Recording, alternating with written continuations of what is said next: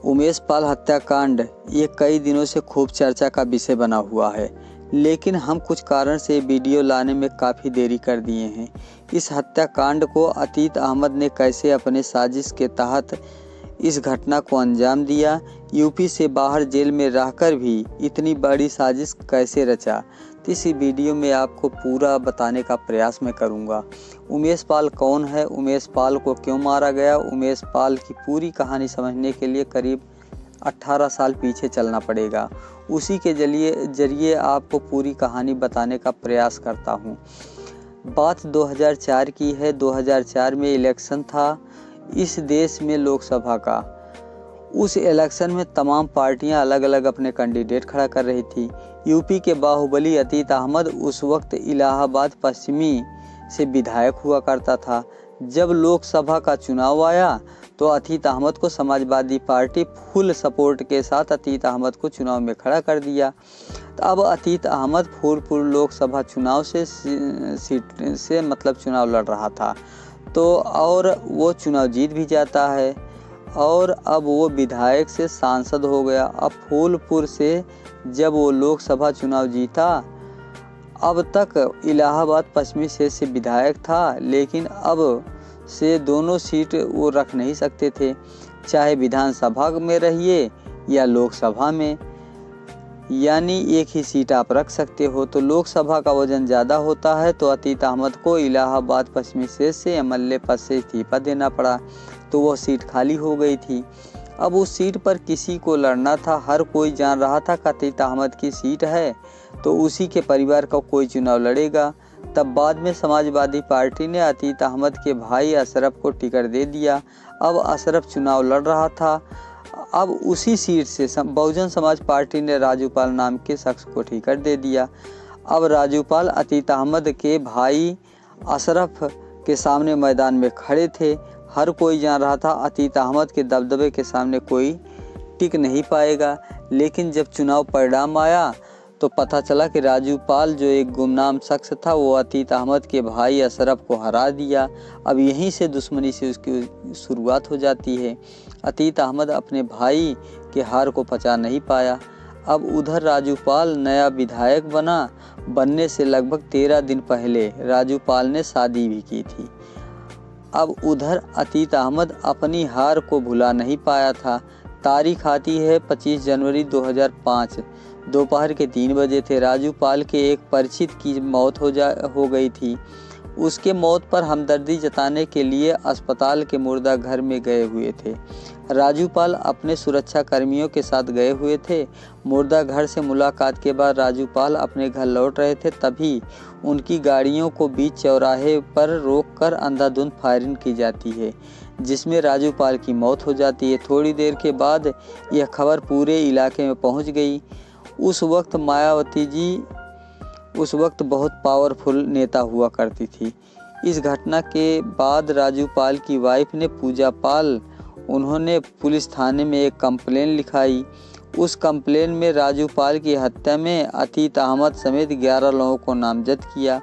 तो अब पुलिस ने जांच शुरू की, लेकिन राजूपाल के परिवार वाले ये चाहते थे कि उसकी जांच सीबीआई करे, जो कि बात मानी भी नहीं गई और यूपी पुलिस जांच करती गई। यूपी पुलिस ने अतीत अहमद, उनके भाई और 11 लोगों के खिलाफ पुलिस चार्जशीट दाखिल की।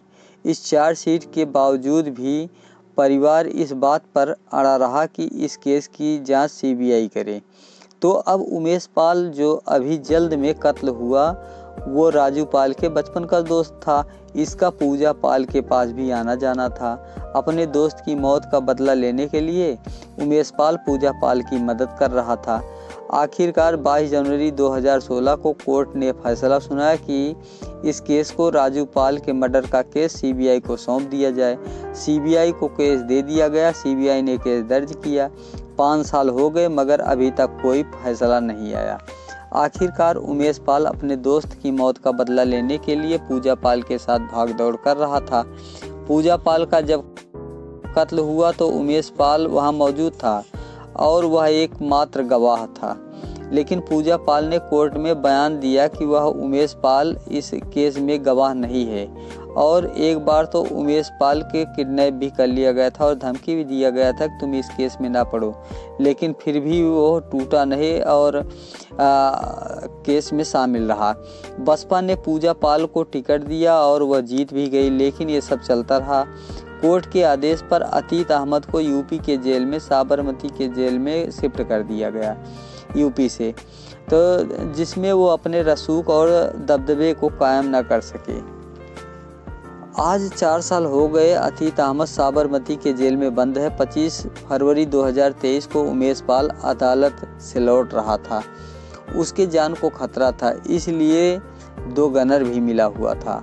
अपनी गाड़ी से अदालत से घर लौट रहा था और उसी गाड़ी के ठीक पीछे एक क्रिएटा कार आ रही थी और जहां घर है वहां पर एक इलेक्ट्रॉनिक शॉप है और शॉप के पास 2 व्यक्ति खड़े हैं जैसे कोई दुकान का ग्राहक हो, लेकिन उसकी नज़र उमेश की कार पर थी।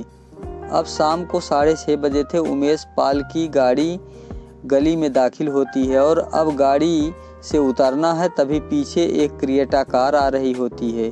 अब वो गाड़ी से उतरे, तभी क्रिएटा कार से जो लोग थे क्रिएटा कार में और जो दुकान पर खड़े थे, ये सब दनादन गोलियां चलाने लगते हैं और उमेश पाल के गनर भी जवाब देते हैं, लेकिन कुछ लोगों का कहना है कि गनर भी फायरिंग कई बार करने की कोशिश किए मगर गोली नहीं चली पाई और उधर हमलावर लगातार गोलियां चला रहे थे और उनमें से एक बम भी फेंक देता है। 45 सेकंड के अंदर ये खेल हो जाता है।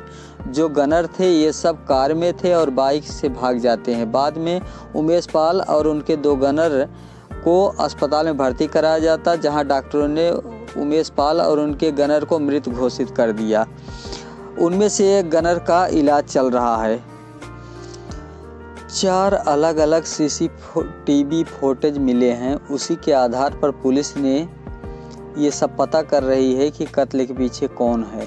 पुलिस का दावा है कि एक फ़ोटो में अतीक अहमद का बेटा नज़र आया और एक CCTV में अतीक अहमद का पुराना ड्राइवर और पुराना शूटर भी नज़र आया है।